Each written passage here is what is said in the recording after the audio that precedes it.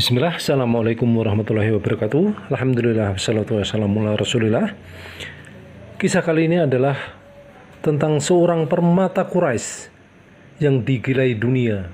Gunung Uhud adalah saksi bisu bagaimana pengorbanan dan keimanan diwujudkan. Namanya mungkin tak setenar Abu Bakar atau Umar, tetapi kisah hidupnya adalah puisi pengorbanan yang mengguncang hati siapapun yang mencintai Allah dan Rasul-Nya Shallallahu Alaihi Wasallam. Uhud bukan sekedar bukit, ia adalah monumen cinta antara manusia dan Rob-Nya. Di sanalah darah para sahabat menetes, bukan karena haus kekuasaan, tapi karena kerinduan untuk bertemu Allah Tabaraka wa Ta'ala. Dan di antara darah-darah suci itu mengalir darah seorang pemuda Quraisy yang dulunya hidup bergelimang kemewahan, lalu meninggalkan semua demi Islam. Dialah Mus'ab bin Umair, utusan pertama Rasulullah Shallallahu Alaihi Wasallam, juru dakwah pertama ke Madinah, dan syahid pertama dari kalangan muhajirin di medan Uhud. Masa mudanya dikenal dengan permata Quraisy yang digilai dunia. Mus'ab bin Umair radhiyallahu anhu lahir dari keluarga bangsawan Quraisy, Bani Abd Ad-Dar, satu kabilah terpandang di Mekah. Ayahnya seorang yang disegani dan ibunya Khunas binti Malik dikenal sangat kaya dan keras memegang kehormatan keluarga. Mus'ab tumbuh dalam kelembutan, kekayaan, dan kemewahan. Ia dikenal sebagai pemuda paling tampan di Mekah, berpakaian paling indah, beraroma paling wangi, dan paling disukai banyak orang. Para pemuda Mekah menirunya, dan para wanita Quraisy memujinya. Bila ia lewat di jalan, semerbak harum kasturi mendahuluinya sebelum sosoknya tampak di kejauhan. Dunia seakan bersujud di kakinya. Namun semua itu hanya berlangsung hingga cahaya Islam menyentuh hatinya. Ketika dakwah Islam masih berlangsung secara sembunyi-sembunyi di rumah Al-Arqam bin Abil Arqam, Mus'ab mendengar tentang seorang nabi yang menyeru pada tauhid dan akhlak. Hatinya bergetar bukan karena penasaran duniawi, tapi karena kerinduan akan kebenaran. Ia pun datang diam-diam ke rumah Al-Arqam dan bertemu Rasulullah Shallallahu Alaihi Wasallam. Sekali mendengar ayat-ayat Al-Quran, hatinya tunduk seketika. Tak ada perdebatan, tak ada tawar-menawar. Kalimat La ilaha illallah Muhammad Rasulullah meluncur dari lisannya seperti air mengalir di lembah yang haus. Sejak saat itu, hidup Mus'ab berubah selamanya. Ia menjadi pemuda pertama yang memeluk Islam dari kalangan bangsa Quraisy. Namun kabar keislamannya segera sampai ke telinga ibunya. Amarah sang ibu meledak. Mus'ab pun dihukum, dikurung, dan diputus dari segala fasilitas dunia. Ia yang dulunya mengenakan pakaian sutra, kini mengenakan kain kasar. Ia yang tidur di kasur empuk, kini tidur di tanah. Tapi Mus'ab tidak gentar. Ketika banyak pemuda Mekah sibuk membela status sosial, ia justru membela risalah tauhid. Ketika yang lain mengejar gengsi, ia mengejar ridho Allah. Dari Sahih Bukhari, dari Kabab bin Al-Arad radhiyallahu anhu, ia berkata, kami mengadu kepada Rasulullah Shallallahu Alaihi Wasallam ketika beliau sedang berbaring berselimut di bawah naungan Ka'bah. Kami berkata, wahai Rasulullah, tidakkah engkau memohon pertolongan untuk kami? Tidakkah engkau berdoa untuk kami? Beliau menjawab, dahulu ada seorang lelaki dari umat sebelum kalian. Digalikan lubang baginya, lalu ia diletakkan di dalamnya. Kemudian digergaji kepalanya hingga terbelah dua. Namun ia tidak membuatnya meninggalkan agamanya. Daging dan uratnya disisir dengan sisir besi, namun ia tetap teguh. Demi Allah, agama ini pasti akan sempurna hingga orang berkendara dari San'a ke Hadramaut tidak takut kecuali kepada Allah, atau seperti serigala terhadap dombanya, tetapi kalian tergesa-gesa. Hadis riwayat Bukhari nomor 3612. Setelah tekanan semakin berat, Mus'ab ikut dalam rombongan sahabat yang hijrah ke Habasyah atau Ethiopia. Namun ketika mendengar kabar bahwa kaum Quraisy telah berdamai dengan Rasulullah Shallallahu Alaihi Wasallam, yang ternyata kabar palsu, ia kembali ke Mekah. Tak lama kemudian Allah menakdirkan untuk menerima tugas yang suci, yang sangat besar. Rasulullah Shallallahu Alaihi Wasallam mengutusnya sebagai duta dakwah pertama ke Madinah setelah perjanjian Aqabah Al-Ula.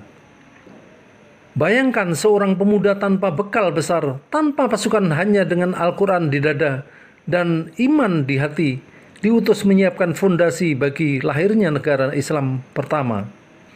Di Madinah, Mus'ab tidak membangun gedung tapi membangun jiwa. Ia mengajarkan Al-Quran dari rumah ke rumah, memperkenalkan Islam dengan tutur lembut dan akhlak yang memikat. Melalui dakwahnya, dua tokoh besar di Madinah, Sa'ad bin Mu'ad dan Usaid bin Hudair, masuk Islam.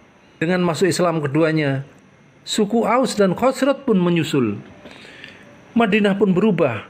Dari kota yang dulu perang saudara, kini menjadi kota yang bersatu di bawah cahaya iman.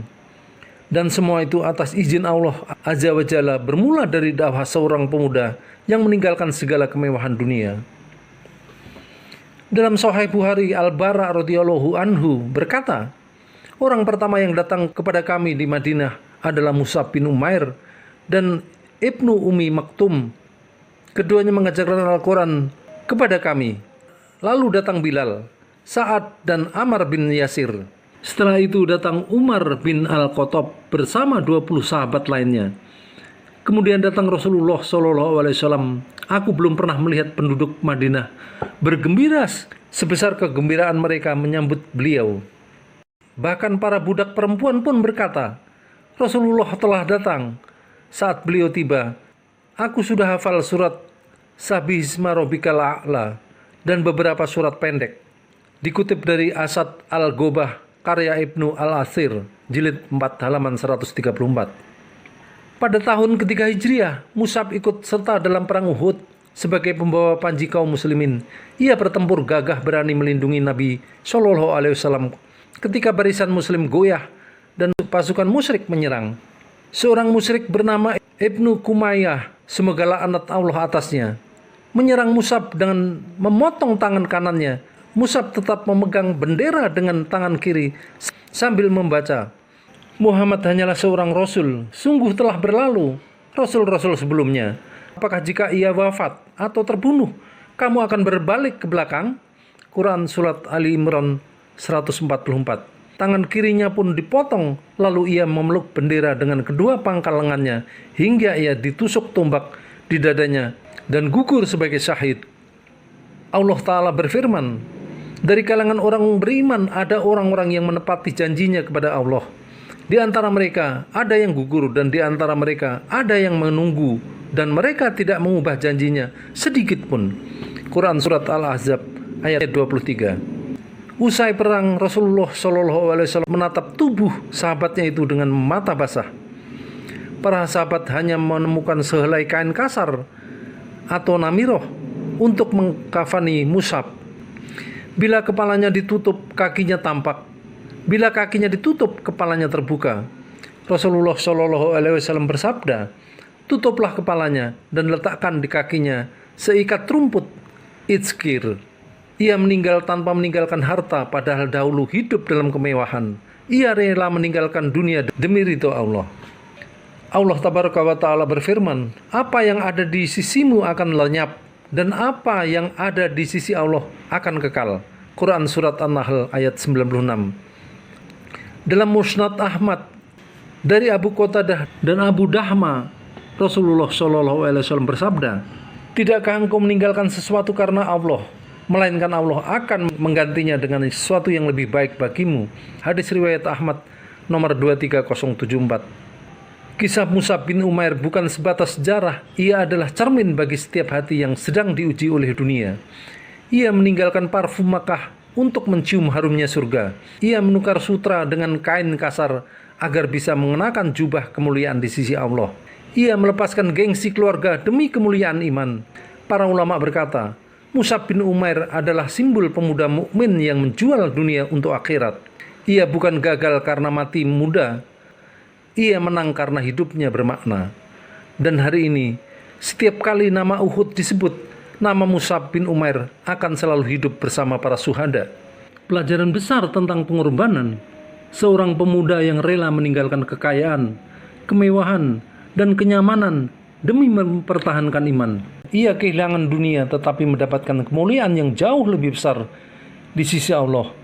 Kurang lebihnya mohon maaf. Wabillahi taufiq wal hidayah. Wassalamualaikum warahmatullahi wabarakatuh. Barakallahu fikum.